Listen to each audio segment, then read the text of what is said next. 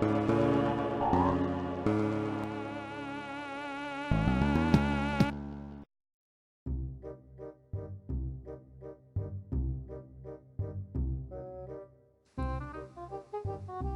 was back in 2006.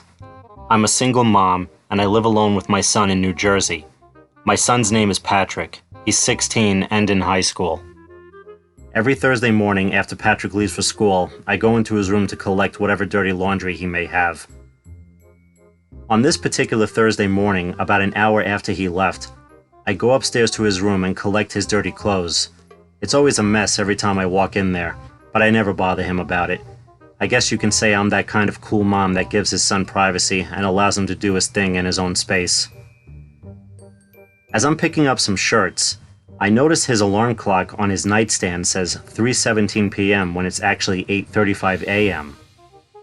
I didn't think anything of it and just continued to collect his clothes and started doing laundry. Fast forward to about 11:45 a.m. I go upstairs to put Patrick's clean clothes in his room. I placed them down on his desk chair and noticed that his alarm clock still said 3:17 p.m. It was so bizarre to me that out of curiosity I just had to pick it up. I immediately picked up a strong aroma coming from it.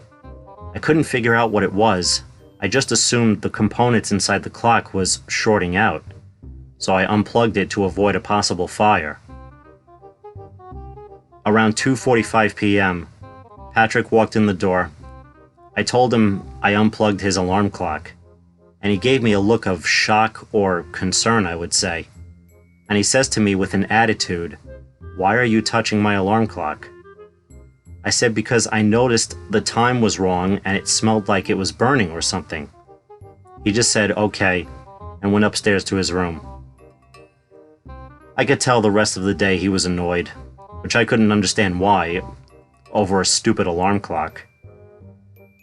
The next morning, Patrick left for school a little earlier than normal and didn't even say bye to me.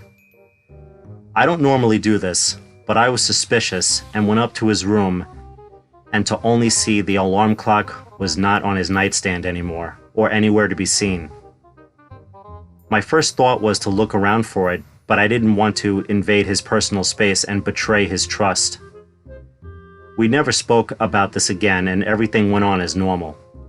But after thinking about it for days, my suspicions were confirmed that he was hiding something in that alarm clock, possibly marijuana, and I'm positive now that's what I smelled.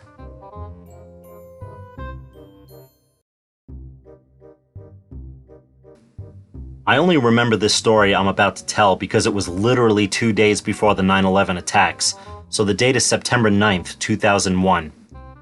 My wife and I have 3 kids, 2 daughters and 1 son. My son, who is 15, is in the middle between one sister being older and the other younger. His name is Joshua, but he likes to be called Josh. I wasn't doing much this day except relaxing on the couch and watching the football game, New York Jets versus the Indianapolis Colts. I hear Josh coming down the stairs and walks past me through the living room. I asked him in a joking-like way, "Where are you going?" "Las Vegas," he replied. "You better watch your ass," I said to him. Yeah, he indeed had a sarcastic attitude, but other than that, he was always a good kid. I took my focus back on the game, but for only like 5 seconds, and looked back at Josh through the sliding door walking towards the shed we have in the far left corner in the backyard. I immediately assumed he was going for his bike, but he walked behind the shed instead of inside it. I have seen him do this one other time and thought nothing of it, but again, I'm now thinking, what the hell is he doing? He was behind there for a good minute, and then came walking back towards the house. As he walked back in, I asked him, "What the hell are you doing behind the shed?" He said, "Nothing." I said to him, "Don't tell me nothing.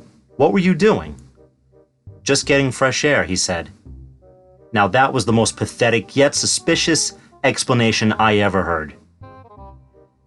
As he walked back upstairs, I shook my head and mumbled to myself, "Better not be pissing back there." I tried to focus on the game, but my curiosity got the best of me, and I just had to get up and check it out. I'm a little overweight, so I couldn't fit behind there. I just peeked my head in, and I didn't see a thing, except a small area that looked uneven with the rest of the dirt. I couldn't reach, so I opened the shed. I don't really remember what I grabbed, but it was some kind of wooden pole. I poked at the small area, and to my surprise, it made a metallic sound.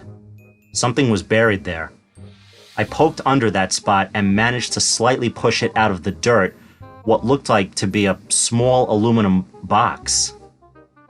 Before I could fish it out from behind the shed, I see Josh power walking towards me and asks, "What are you doing?" I asked him, "What's in that box?" He didn't say anything. I asked again with a more intimidating voice, "What's in that box?" He told me, "Hot." I immediately replied and pointed, "Go upstairs, go get your PlayStation, put it in the living room, and besides school, you're not going anywhere else for 2 weeks." Before going back in the house, he said to me Chelsea sneaks out of the house a few nights a week. Chelsea is the oldest sister. She was grounded for a month.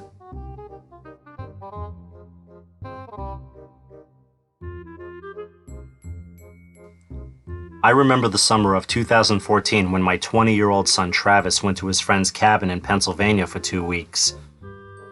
I was slightly concerned because of being sure there would be underage drinking going on, even though he was turning 21 in September. But at the same time, I was excited because of me and my wife having the house to ourselves. The first few days were great. Then one day we decided for a romantic evening we were going to start up our living room fireplace we haven't used in years. I went to the store and bought 2 of those special fireplace logs. Later that night we had steak, asparagus, and mashed potatoes with red wine and candlelight. Yes, married 22 years, the spark is strong and still in love. As my wife cleaned up a little bit in the kitchen, I took one of the logs, set it down in the fireplace, and lit both ends. My wife sat next to me, I put my arm around her, and our heads were leaning on each other. The fire started to look really nice, but after a little while, we suddenly were hit with an overwhelming smell so strong we couldn't even sit in front of the fireplace anymore. At first I thought it was because the chimney might be clogged, but then my wife said to me, "Sweetie, I know what that is. You should too." My wife and I were high school sweethearts and used to smoke weed together. I ran to the kitchen, grabbed a pitcher, filled it up with water, and put the fire out as fast as possible before it stunk up the whole house. After a few minutes, I opened up the screen and carefully lifted the end iron the log was sitting on, and we found it. A large Ziploc bag packed with weed. At least it was before being exposed and damaged by the fire. It was no question whose it was, and we were furious. By the time 2 weeks was over, we cooled down and confronted Travis calmly about it. He responded so disrespectfully, so instead of what could have been a light punishment, we forced him to move out and live on his own already.